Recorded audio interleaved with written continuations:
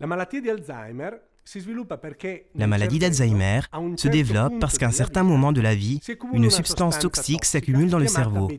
Son nom est bêta-amyloïde et elle a un effet nocif sur la vie des neurones.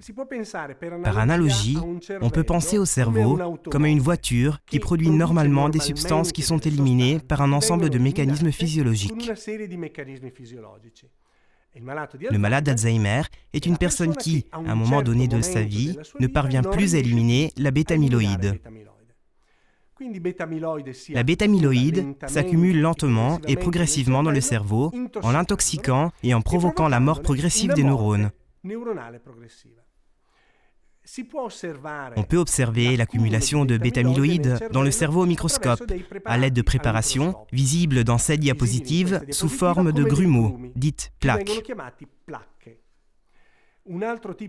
Un autre type d'accumulation de substances pathologiques dans les cerveaux des malades d'Alzheimer se trouve à l'intérieur des neurones et se nomme nœud neurofibrillaire.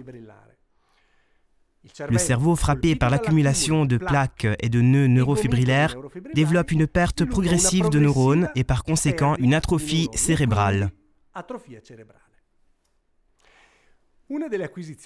Un des acquis les plus importants de ces dernières années est d'avoir compris que l'accumulation de bêta-amyloïde, c'est-à-dire le début de la maladie, ne se situe pas en âge avancé, mais entre deux âges, autour des 40-50 ans, soit plusieurs années avant que les premiers symptômes ne se développent.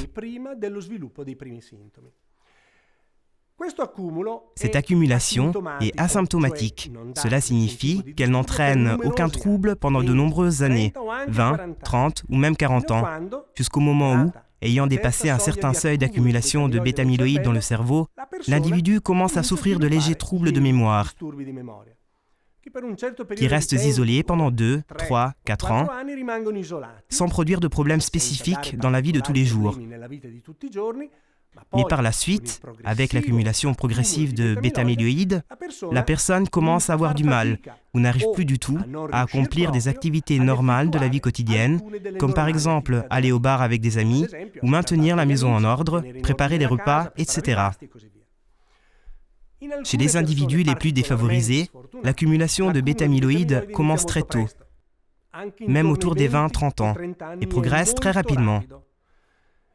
Il s'agit généralement de cas familiaux, où plus d'un individu est frappé au sein d'une famille, et la maladie se transmet du grand-père au père, au fils, au neveu.